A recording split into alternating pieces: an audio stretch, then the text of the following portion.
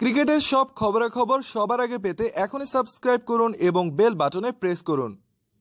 Bangladesh premier লিগের ১৯তম ম্যাচে আজ মুখোমুখি হয় ঢাকা ডায়নামাইটস ও সিলেট সিক্সার্স। সিলেট সিক্সার্সের দেওয়া ১৫৯ রান টার্গেট তাড়া করতে নেমে ৬ উইকেটের জয় পায় ঢাকা ডায়নামাইটস। ঢাকার হয়ে দারুণ এক ইনিংস খেলে আজ ম্যাচ সেরা হয়েছেন সাকিব আল হাসান।